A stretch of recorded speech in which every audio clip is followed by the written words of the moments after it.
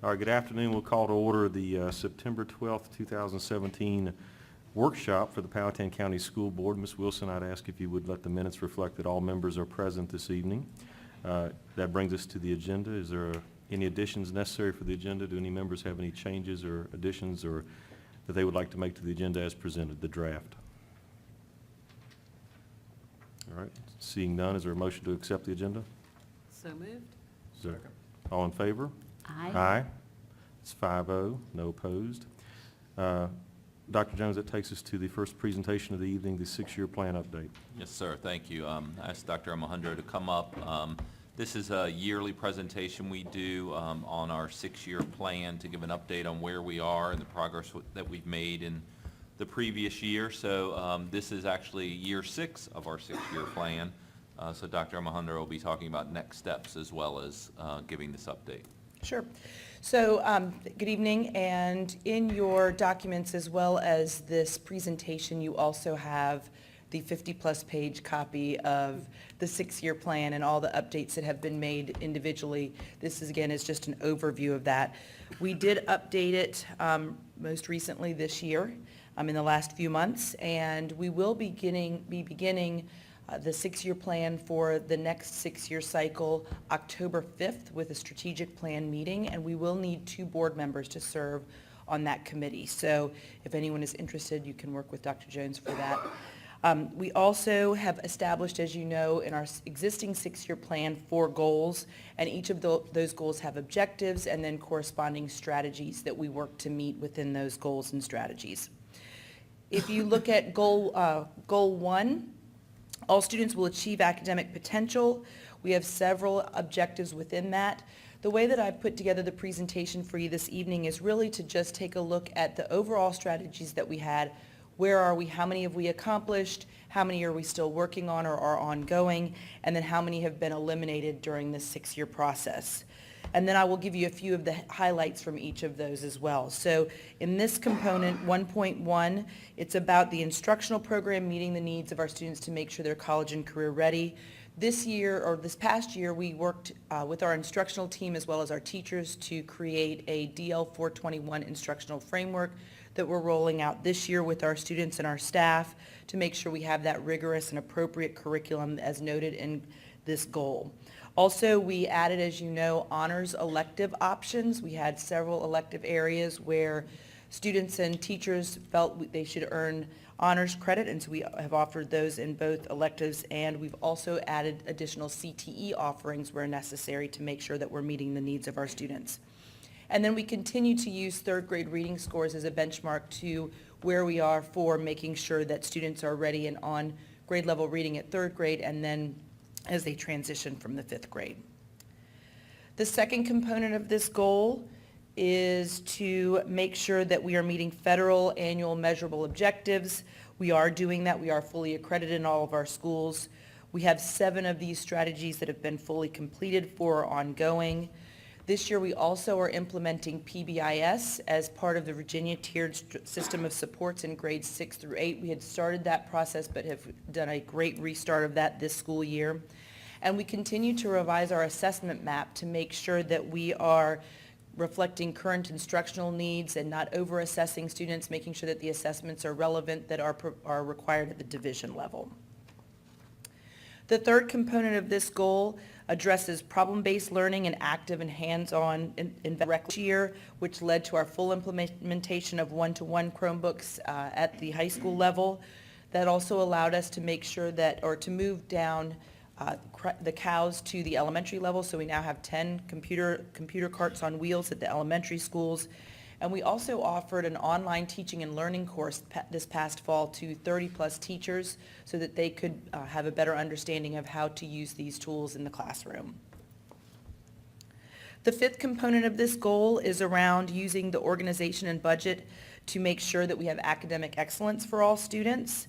10 of these strategies are ongoing, and it was interesting as I worked through this presentation that a lot of these strategies that are ongoing, I believe, will be something that we will look forward to adding to the strategic plan moving forward. So it's good that we've identified those as ongoing strategies.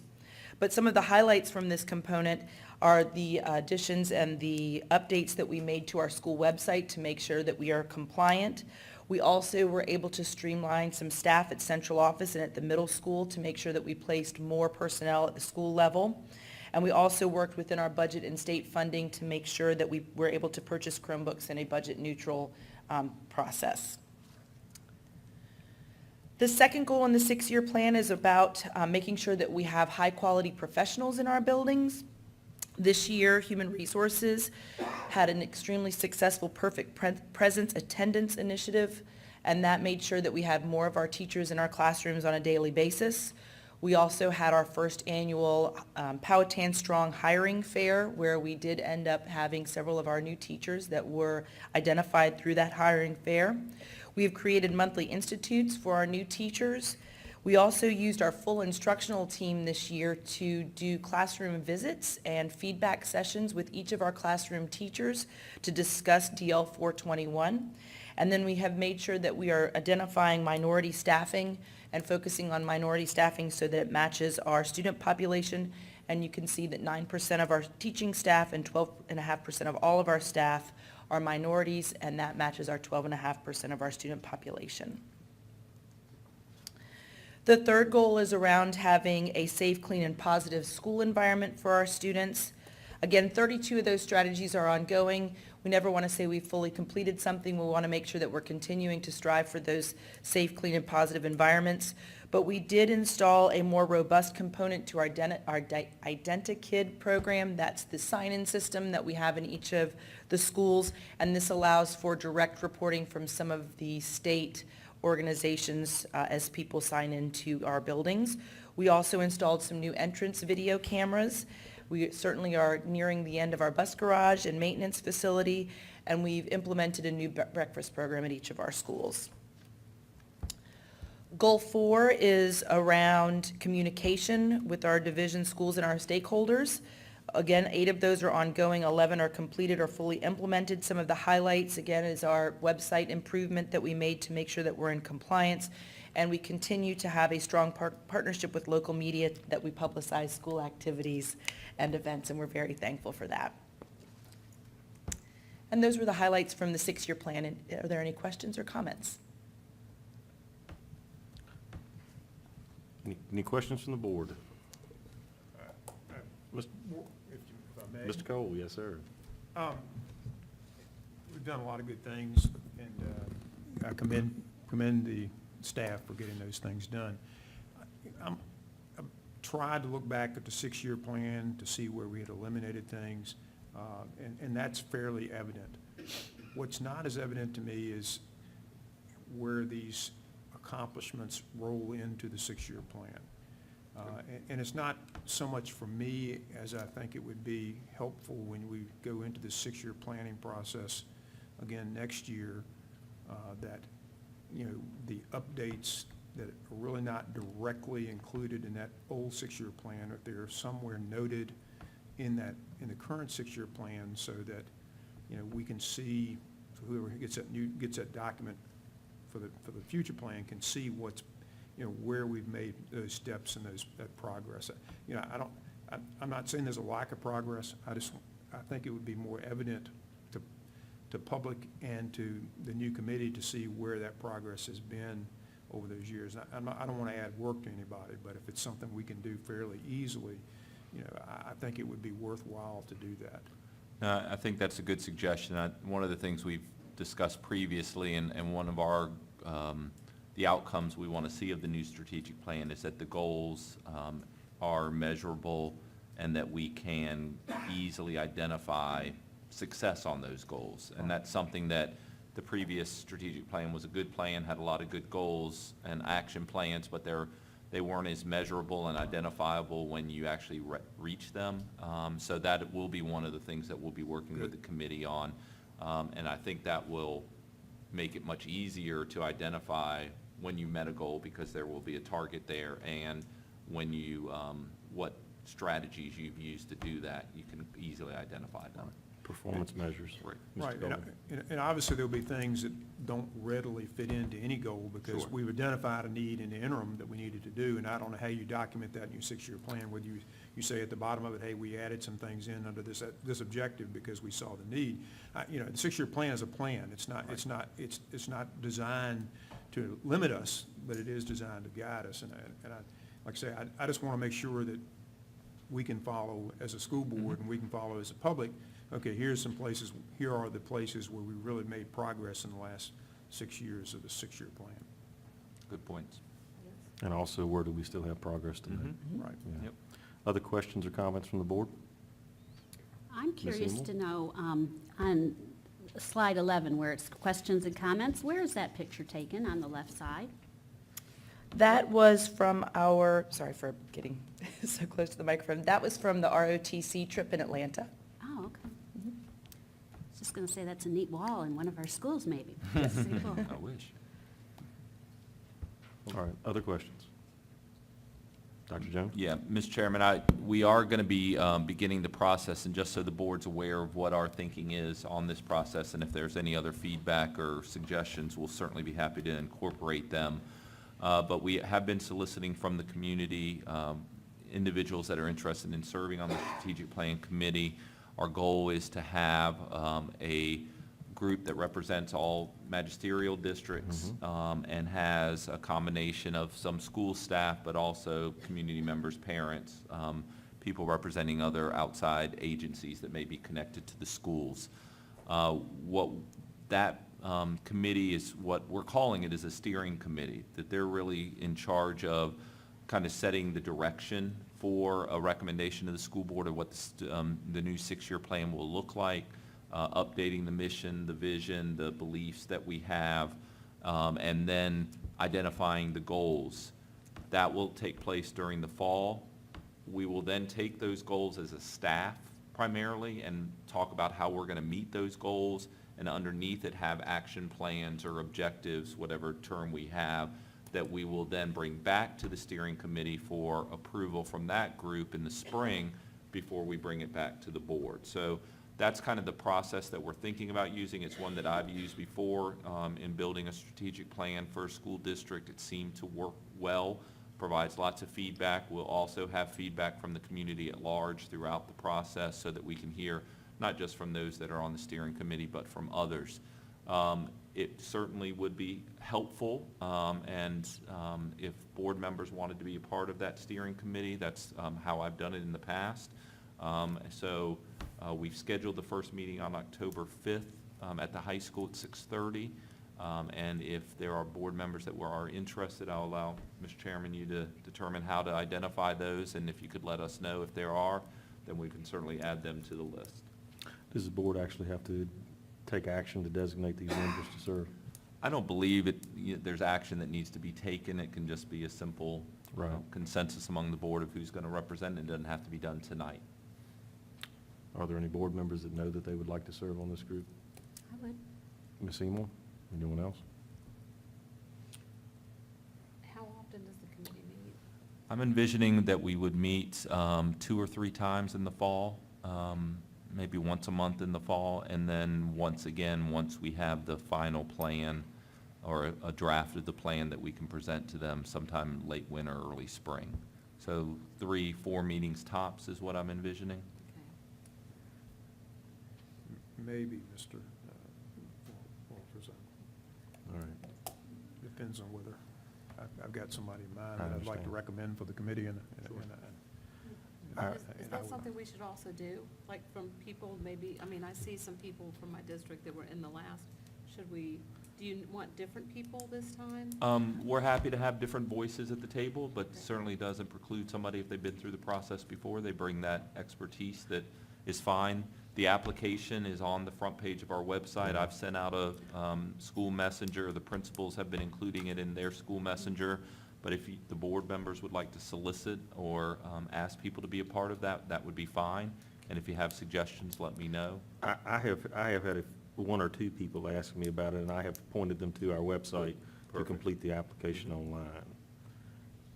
I would be interested in helping with this if the 3 of you unless one of the three of you would really feel strongly you'd like to do it. Great. I'm fine. All right, and, Mr. Cole, we could, if you would like, we would certainly designate you as the alternate if one of us is unavailable. I'm fine with Okay. that either way. If that's agreeable with everybody, those are your two Great. names and one designated alternate. Sounds great. Okay. Any other questions for Dr. Almohandro or Dr. Jones? Thank you. All right, thank you, ma'am. The next presentation that we have tonight is on emotional wellness. This is a topic that we've increasingly heard from the community that they're interested in seeing us. The buzzword in education is educating the whole child and making sure just not academically but emotionally and socially we're meeting the needs of our students. Katie Wojcicki has been heading up this effort and has worked very closely with Dr. Mass at the high school.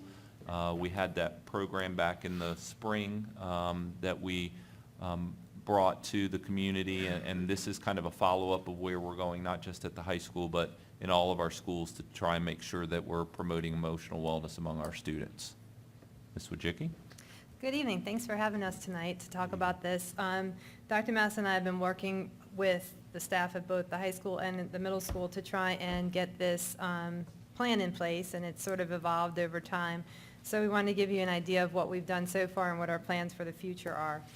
So the first thing is we want to talk about what our goals were. And it kind of goes back to what Dr. Jones just said, that we've reviewed our student needs, and we've heard a lot from school counselors, from teachers, from administrators, from parents, and from the students themselves, that there are a lot of reasons why they're not always able to do as well at school as they would like to do. So we've started to look at ways to be proactive instead of reactive. I mean, we have supports for students when they need them, but we wanted to make sure we're educating our students on ways that they can really be strong themselves and take ownership over some things. So you can read the goals there, but the number one goal really is that we want to reduce stigma around things related to students' emotional wellness and mental health issues, because we find that when students feel that there is that stigma, they're not going to ask for help, and that's obviously something we're trying to avoid.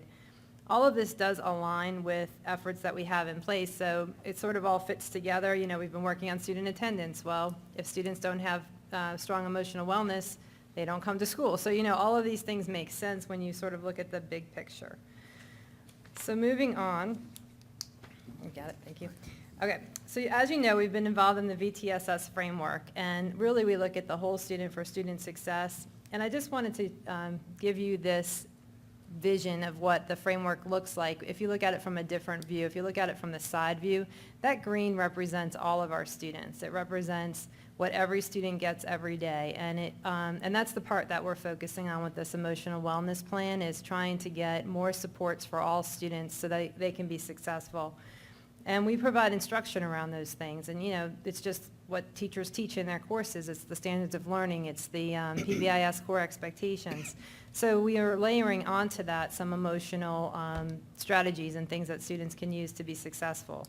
And then we do have some students, the yellow, who would need some short-term targeted interventions, and those would be things like school counseling groups or things that support students in a short term. We had a discussion yesterday at the elementary school about students who may need stop and think strategies. So, things that we work with them on just so that they can sort of be more successful and get back to class. And then tier 3 would be our students in the red who are in need of intensive ongoing supports. And a lot of times for students' emotional wellness, we're really partnering with them, with their families, with outside providers in some cases, just helping to make sure that that student is getting the support they need while they're with us, and then hopefully as well in the community and through their family. But all of this came about through an analysis of our data. And we, again, looked at attendance. We looked at why students were being referred to school counseling. We looked at student discipline. In some cases, we're seeing students are acting out in school because they get upset and they don't have any way to cope with it. They just know, they just explode because they're so, they don't have any other strategies. And just also students who are accessing homebound services due to mental health issues. We've seen it, that is something that comes up consistently. So we're recognizing that all of this, when you put it together, there's definitely a need. And one other point about the triangle, you notice that the colors kind of blend together. That's because we don't intend for the kids to stay in any one thing very long. And then the green is consistent. Students always get that, so we layer supports onto that. We don't take anything away. And one note is that our data here is aligned with state and national trends. It's not as though Powhatan's experiencing anything unique or different. It's just that we really want to be proactive about it. So 2016, 2017, we began to roll out our emotional wellness program through some introductory exercises. At the high school, we had mutual expectations last year that we implemented, that we continue to implement this year. Mutual expectations were created through a survey to parents, teachers, and students at the high school, asking those folks to identify expectations that they feel that all stakeholders should meet in the school community.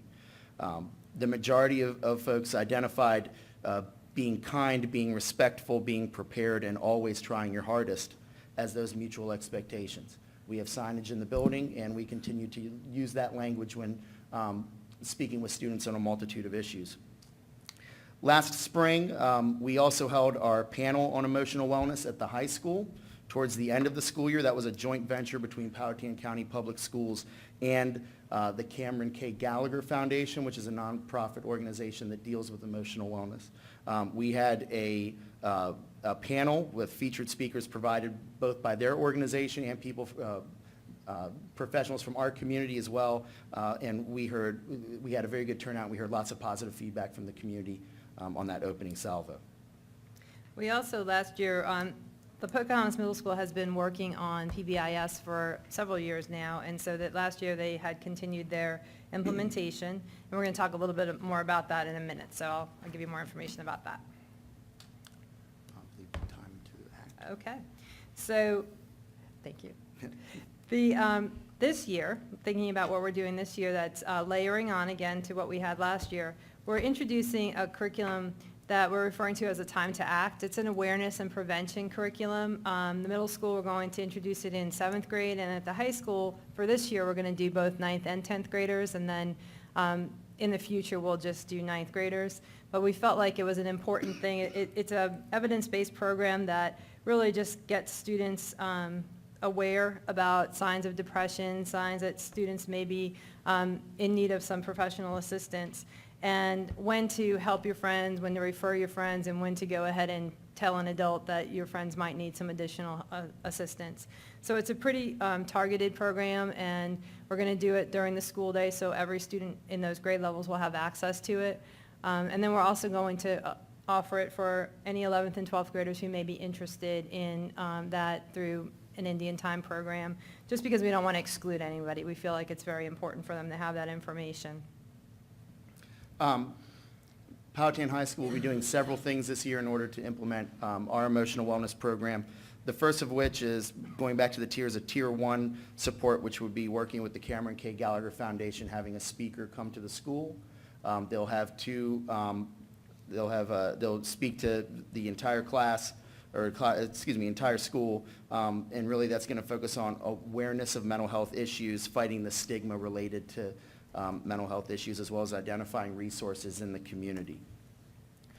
We'll be then, later in the fall, pretty close to that meeting, we'll be having breakout sessions, which I would consider to be a Tier 2 support, where groups of students will meet in breakout sessions with the speaker and some of the support staff from both the Cameron K. Gallagher Foundation and our staff as well, to go over coping strategies, as well as creating dialogue between students and letting students know where their friends can go or they can go for immediate help or interventions if those are needed. Additionally, Powhatan High School this year will have the Powhatan Chieftains. That's going to be a meeting that's made up of representatives from each student group and student club in the building. And our hopes are that we will begin at the beginning to facilitate them, but we're hoping they will organically create ways to promote emotional wellness and school inclusivity within the clubs that they already do, and through programs that they create on their own. Finally, for the high school, we also have an Indian Spears program this year that we're rolling out. Students receive positive referrals from teachers when they meet or go above an expectation, and that includes a call home from the teacher, recognition by the administrator, and some paperwork that goes home with that student as well. While we have many students every day that meet expectations in our building, we also want to look out for those who, meet every day but may have done something above and beyond, or this may be the first time they get positive recognition during their school career.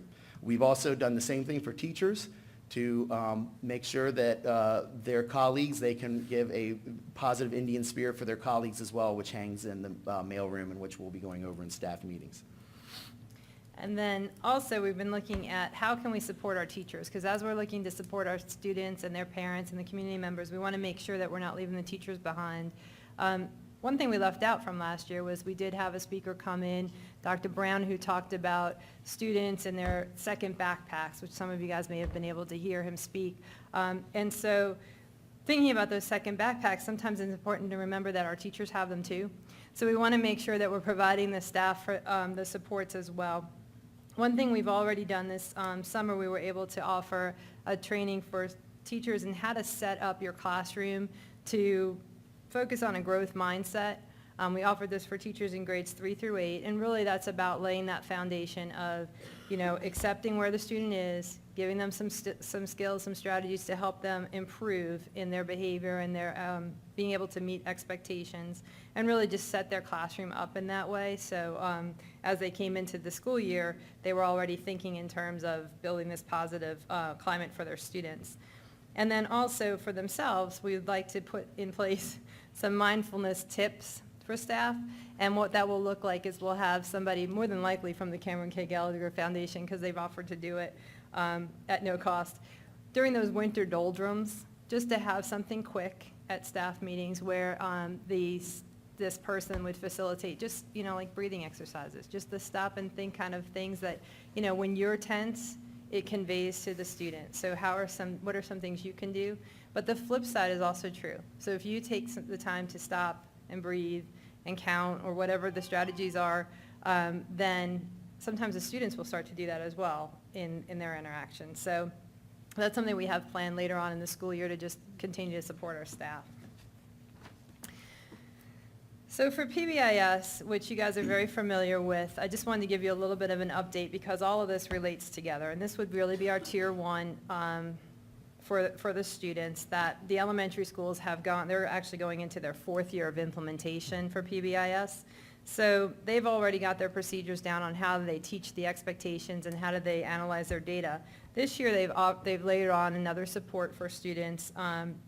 The support is going to be a tier 2 intervention, and we piloted it last year a little bit at some of the schools.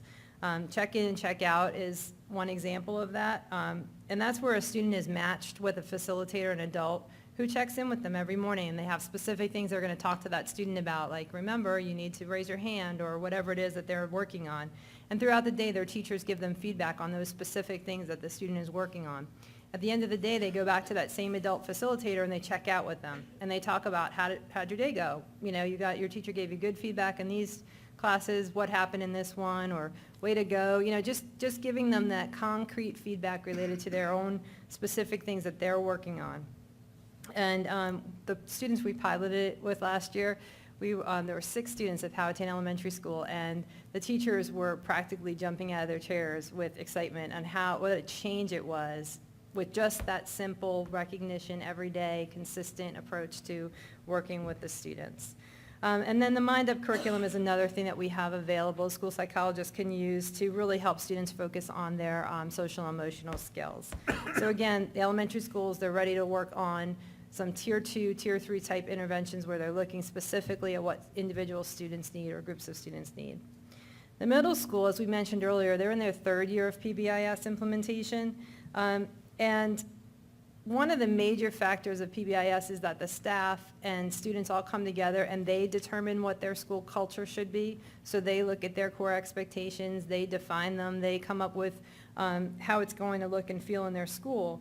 And one thing that we really hadn't thought too much about is when we brought the 2 staffs together from the middle school and the former junior high, we really didn't, the junior high staff had not had a chance to go through that process. So this year, it was a great opportunity with some changes in the administration, everybody coming together to really reboot, and we've reframed it. And Dr. Martin is leading that at her school to really get everybody's input and make sure that they fully understand what PBIS is and what the procedures and the elements of it are. And so the staff have been really receptive and really excited about that so far this year. At Powhatan High School, we're looking forward to rolling out PBIS next year officially. This year, we're in our planning stage. We have a PBIS planning team that I believe is made up of many different voices within the building to give us the best picture of the culture at Powhatan High School currently. And just as we had instructional policies and practice in place for a successful Chromebook rollout, we also are already implementing strategies in classrooms to facilitate a smooth PBIS rollout next year. So we're really looking forward to that. Okay. And then some upcoming events, just to make you guys aware of.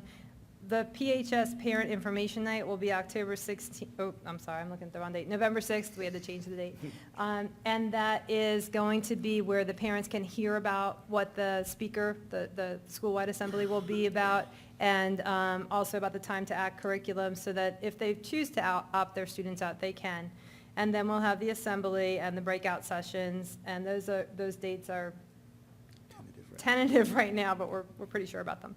And then in the fall, we're also going to follow it with a parent information night at the middle school. So one thing we really haven't spoken about is how are we going to do this for our middle school kids? And the plan is that we're also going to see how it works at the high school, get some feedback, make tweaks so that it's developmentally appropriate for 6th, 7th, and 8th graders, and then do something very similar to follow up there. Hopefully we'll have a panel for middle school parents in the spring. And also the Time to Act lessons will be this fall as well. Any questions for us? All right, thank you very much, both. Any questions for Dr. Massa or Ms. Wojcicki from the board? I'm glad that you're doing it. It's something that's very needed, I think, in this time. My only Mr. comment, Cole? Mr. Chairman, would be, number one, I'm very happy to see that you are doing something to support the staff, because that is a concern when it's obviously an environment where staff stress and staff mental health can be an issue because they're taking on everybody else's problems as well as their own. The other thing, just a caution, I know you're doing this to some degree, that you're evaluating the strategies that you already have in place to make sure they're effective. I don't want to be in a situation where we're only adding more and more things and we're not taking some things off people's plates, because that contributes to that mental illness, that mental health problem. If you just keep adding things to teachers' plates and not taking anything away. So yeah, as we add things, let's make sure that we're balancing that with taking some things away that are no longer as effective as it used to be. Understood. Thank you. All right, any other questions or comments? Dr. Jones? No, we'll continue to evaluate this program. I appreciate Ms. Wojcicki and Dr. Mass's lead on this, and it is something that I think that we will continue to evaluate and continue to do to kind of reach the needs of our students. If our students are socially and emotionally well, I think they're going to be better academically and better prepared when they leave us if we teach them some strategies in coping and that, you know, we all need to exhibit from time to time, even as adults. So thank you very much. Thank you both, Thank board you. members. Yep, good job. Dr. Jones? Yes, the next item that we have is construction and facilities update. I asked Mr. Tibbs to come up and share with you where we are, the latest on our projects.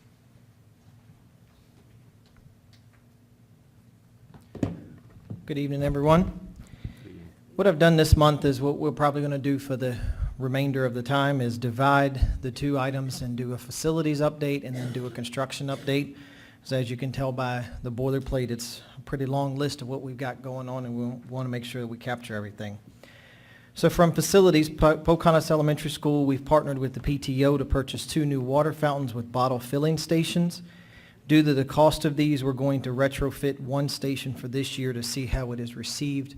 At Pocahontas Elementary School, their the inner workings of their water fountain is recessed in the wall, and then the fountain comes out from the wall. And so we've got to retrofit that, and that's pretty costly. So PTO has been wanting to do this, and so we've partnered with them, and we're going to help them out. Playground mulch has been added to the playground drop zones to meet safety standards. That was completed yesterday. Powhatan Elementary School, we started the installation of a new water fountains with bottle filling stations, and the front parking lot is open. Flat Rock Elementary, removal of old student desks has been completed. When the junior high closed, a lot of furniture from the junior high had to go down to Flat Rock in order to outfit the fifth grade classrooms. We were able this summer to find desks and acquire desks from other classrooms so that every student has the same desk in that building. The chairs, they still have some of the old junior high chairs, but that's okay because these are for the fifth grade kids, and sometimes those other chairs are a little uncomfortable for the fifth graders. But they do have the same desks that are good height for them, the ergonomic desks, and we've removed those old desks. And the installation of the new water fountains with the bottle filling stations has been completed at Flat Rock. Pocahontas Middle School roof repair was complete on the west side of the upper B hall. We continue to monitor troublesome areas with roof leaks. We've got several areas of that roof, and we'll discuss this more later on. We've got several areas of that roof that are deteriorating, and we're starting to see some issues with that, with water getting into the aprons of the building and getting down into the ceiling tiles and et cetera. So we are watching that very closely. I've met the roofer up there several times over the past couple of weeks. And then replacement of ceiling tiles is ongoing. Powhatan High School, freezer has been replaced in the concession stand. Final painting was completed for the summer. Many classrooms were painted, as well as some of the hallways, the boys' locker room, and et cetera. The back room has been cleaned out by Service Solutions. We will begin a facilities clean out after school gets into session.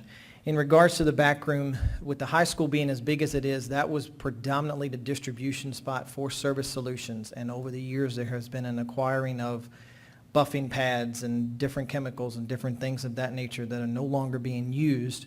So Service Solutions has cleaned out, and they've sent back a lot of product that we don't use in our division back to their headquarters or back to their distribution center, and they've been able to receive some credit for that.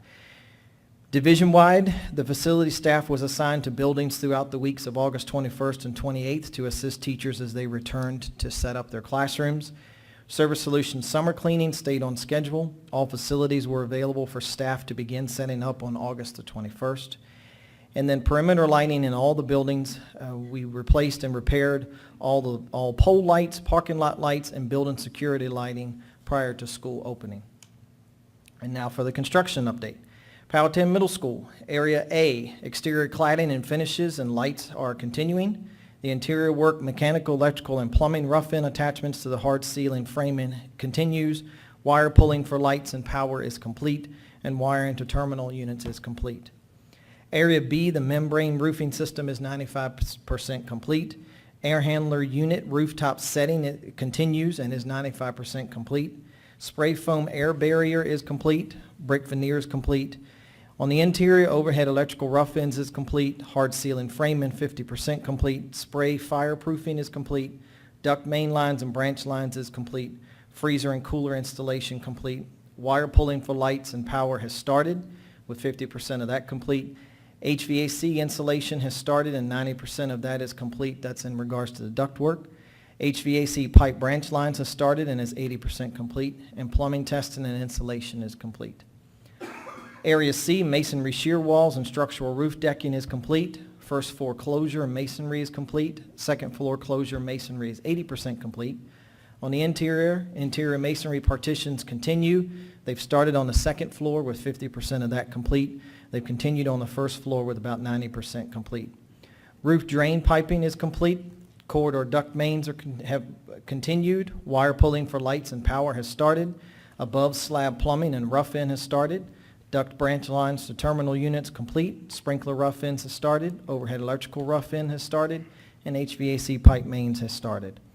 Area D, the slab on grade is complete. Masonry shear walls continues and structural roof decking is complete. First and second floor closure masonry has started. Interior Area D, masonry partitions has started, is 35% complete. Spray fireproofing is complete, HVAC pipe mains complete, HVAC pipe branch lines have started, and duct branch lines have started for HVAC as well. And the staircase to the second floor is installed. Area E, below slab plumbing is complete. Floor slab replacement continues. Masonry shear wall work is 90%. Structural steel erection is 95%. And roof area patch plates and structural decking has started. Area F, structural masonry has started. Powhatan Elementary parking lot, the parking lot is complete, signage is complete, and it was fully accessible to all staff August 28th. The Village Water Tower, the foundation has been formed and poured. Stone backfill has already been done, and metal is on site, and they were welding yesterday. Transportation Maintenance Facility, the metal building is completely enclosed and, as they say, buttoned down. Overhead doors is 100% installed. Hollow metal doors is 100% installed. Roof insulation is ongoing. Storefront windows are complete. The pit lift components is 100% complete. Electrical and plumbing rough ends is complete. Plumbing is 95% complete with electrical 80%. Prime paint, the first coats have been applied. HVAC duct work, rough end is complete in the front area, progressing to the high bay area in the next several days. And the canopy is supposed to be delivered and for installation this week.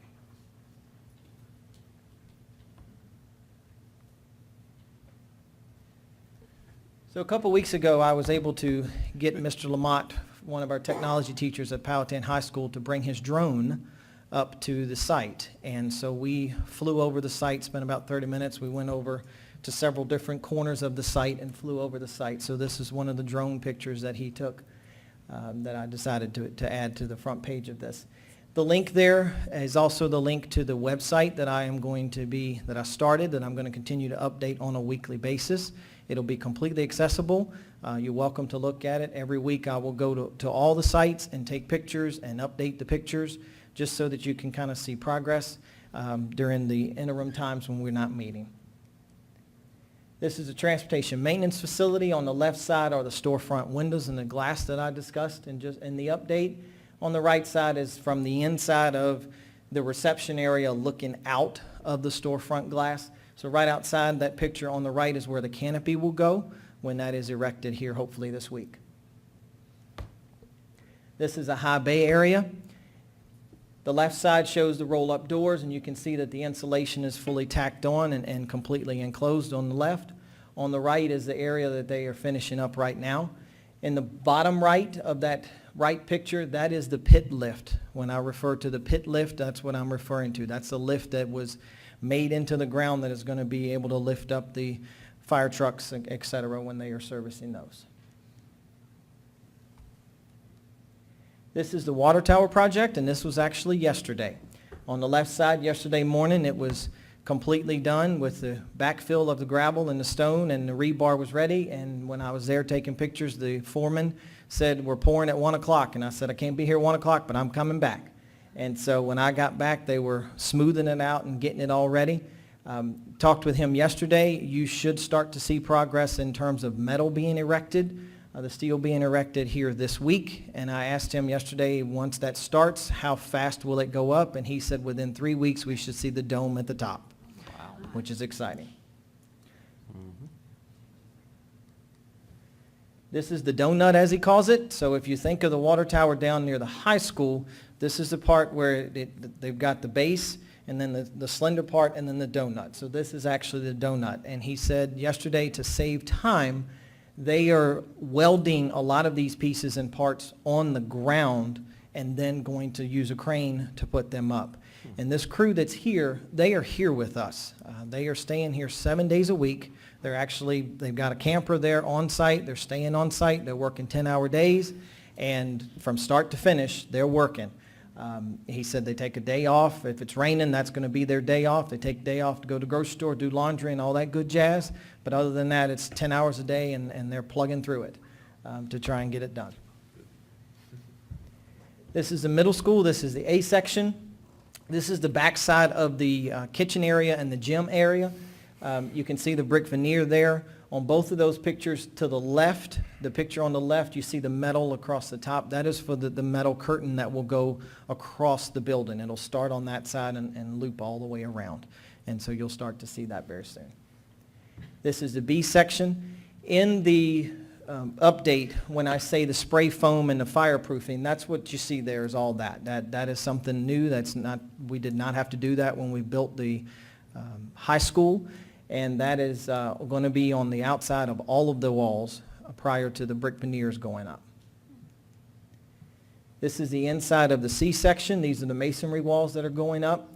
If you'll notice in both of the pictures, the flooring is, and you'll see this next week, the flooring is plywood, because in part of this is protecting the floor. We have to protect the floor at all times throughout this entire project. And so the protection that they put down is they put a home wrap fabric down, and then they put the plywood down on top of the concrete, and that is all over the entire building with the exception of the E section, because the E section is the terrazzo floor and what will be added to fill in.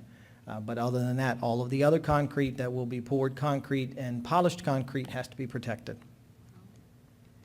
This is the D section. The left is the elevator shaft, the top of it on the second floor. And then the right is if you're standing at the back of the building looking north, that is actually where the bus loop will be, looking into the back of the building. This is in the E section.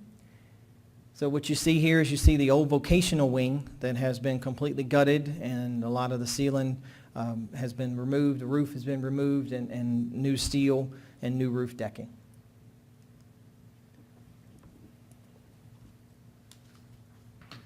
Any questions? Questions for Mr. Tibbs? Well, Ms. Eames? so are we on schedule still with our middle school Yes, ma'am, we are on schedule. and with our garage? The garage is on schedule. The garage, we are anticipating potentially moving in the end of October, if not the first part of November. And then the water tower is Water on tower, schedule? yes. Okay, great. He told me yesterday he's going to get it built. I said, appreciate it very much.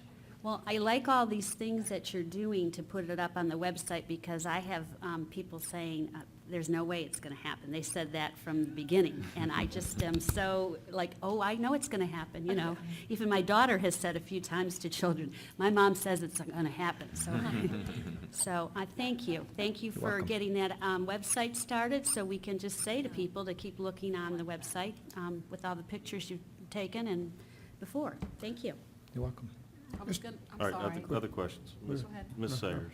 It's not really a question, but more of a statement that I was gonna bring this up in next steps, but I would really, I guess as soon as the new transportation facility, if we could have a tour of that as soon as it opens. And I mean, I have toured the other schools while they were under construction. I do have boots and a hard hat. I'm not saying we have to do that, but it's an interesting process to actually sometimes be there and see what's happening and then see it completed. It makes it kind of feel more like our baby. than I agree just- with Ms. Ayers, and I So- think that's part of one of our joint meetings coming Yeah, up. Is that that's right? Next September 18th Right. on Next week. Monday, Right. 5 o'clock. We're doing a tour before the joint meeting, so of The- both the projects. facil- Okay, Mhm. great. Yep, Great. so if you're not, we need to get hard hats for everybody, because not everybody's lucky enough to have a hard hat like Miss Ayers. I also have my own. Okay, if you, let's do this. If you need a hard hat, Exactly. let us know, please, so that we can get you a hard hat. And please dress appropriately. Hopefully Jose will spin around in the Atlantic and not come our way. And, but the tour starts at 5 o'clock at the middle school, then we'll Correct. go over to the transportation facility. The water tower's right there, so we can take a look at that, and then we'll go to the joint meeting. So we're looking forward to hosting that tour for everybody. So it's okay if I wear a dress and boots? You wear Like what- construction boots? Sure. No pictures of that, please. Mr. Cole, you had a question? I Yes, believe. sir. You note an area F in your middle school, and I don't see an F on the key plan, so where do we, is there an F or is it E? F is the concession stand Concession stand. that's being Okay. made out. Thank you for telling me We that. took down, if you recall, the old band concession stand that was in the back, that ugly trailer. That's gone, and we joined partners with Parks and Rec. Great, great. Is that in the same footprint as the former building, or where will that actually physically be located? It's like right where that trailer was in the very back. Great. Okay. And the only other thing that's not pictured is, remember, the tennis courts are being Correct. built in the back, where the back parking lot of Powhatan Elementary was, so back behind the bus ramp.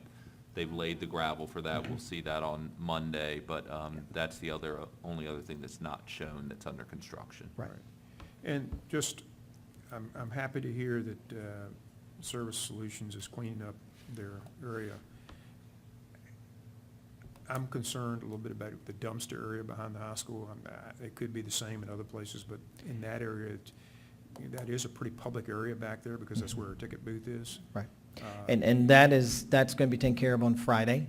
Great, great. I'm actually going to go around, I've partnered with transportation and going to get the truck and the trailer, and I'm going around and I'm going to clean that myself, because it's driving me crazy. I'm Not glad you just- recognized it because. Not it's just been- at that school, but we've got a Right, couple right. schools that we've got trash and debris that's laying around dumpsters, and there's pallets are out back, so yes, sir. Right. Well, And- well. And I think part of that is just somebody not taking response, it's somebody else's stuff, so nobody wants to touch it, but Right. so maybe that's something we need to do internally, is decide who goes through there and cleans all it up, at some point. But that's great, I'm glad to hear you doing that, and it's exciting, all the things we're doing, it looks, I'm looking forward to next Monday to see what's going on. All right, other questions for Mr. Tibbs? All right, I have a couple of quick ones. Okay. All right, under division-wide, you talk about item 3 is perimeter lighting. Yes. So does that just entail you going around and replacing bulbs that are out at various places, or what does that actually mean? One of the things that I recognized as a building administrator is you don't look at perimeter lighting until you have an event Okay. in the evenings. And so what I did was partner with Fred Long, who's our electrical supervisor, and got him to get his contact to come in, who is Creative Electric, I believe, from here in the county. He's got a bucket truck that's tall enough because we don't own a bucket truck. And so he went around to every school with that bucket truck, checked all the fuses, checked all the lights, checked all the ballasts. He did a thorough check of every school grounds and all the pole lights to make sure that they're all working and they're all operational before we hit daylight savings time and we have an event after school and 5 of the pole lights are out. I think that's an excellent idea. Could I ask that we do that on a regular basis, at least quarterly? Yes, So sir. we don't find ourselves in a position where quite a few of them are out. That is a safety issue, so. Correct. All right, the second item that I've got for you do you have a list somewhere that could be provided with all of the building issues or challenges that we have with the building we have occupied now with the middle school, that we could have for discussion purposes as we talk about what the future of that building looks like, so we could be able to do that intelligently?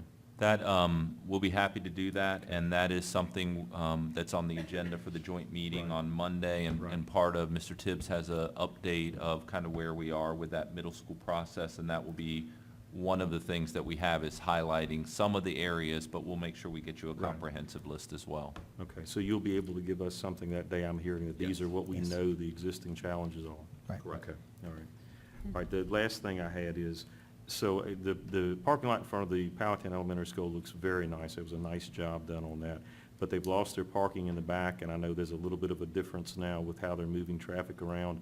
Any transportation problems over there? And that could be you or Dr. Jones, either one.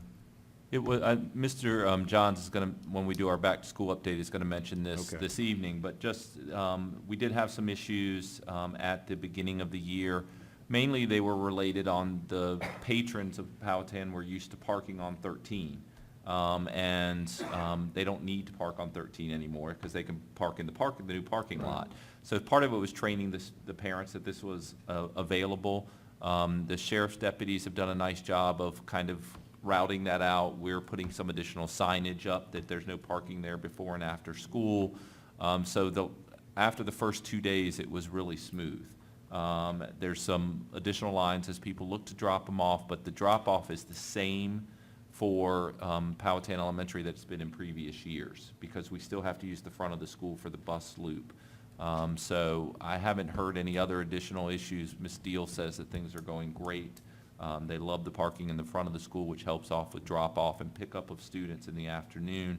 But a lot of that was just, we did have some additional lines the first couple days, just as more parents were dropping off instead of putting their kids on the bus. Okay.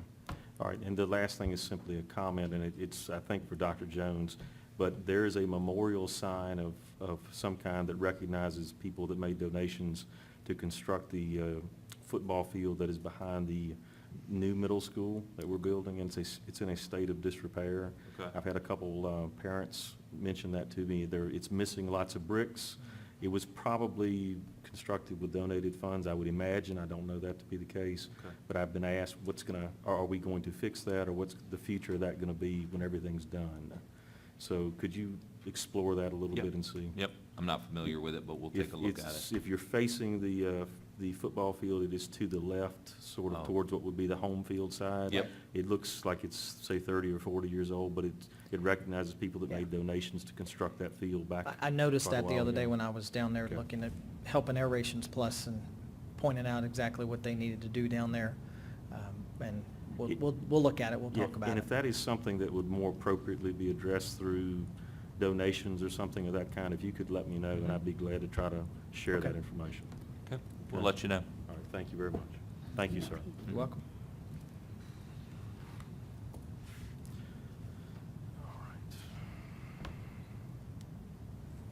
All right, so that takes us to our first public comment period of the evening. This is an opportunity for delegations or individuals to make comment to the board.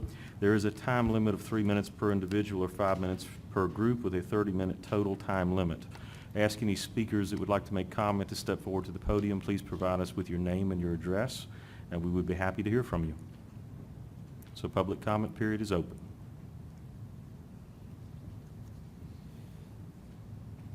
Anyone that would like to make comment to the board, please come forward. We'd be happy to hear from you. So seeing no movement, we will close public comment period. All right, that takes us to the opportunity for closed session. Mr. Cole, could I ask you if you would please to read the certification for us and take us into closed session? Yes, sir. Mr. Chairman, I recommend we go into closed session pursuant to Code 2.2-3711A1 to discuss the employment, resignation, and leave of specific employees, pursuant to Code 2.2-3711A2 and A4 to discuss the expulsion and school placement of specific students, and pursuant to Code 22.1-60.1 to discuss the evaluation of the division superintendent. Codes 2.2-3711A1, A2, and A4, and 22.1-60.1. Is there a motion to go into closed session? I make that a is motion, motion. Go ahead. I make a motion, we go in closed session? Second to Ms. Emel's motion. Seconded. All in favor? Aye. We are in closed session. All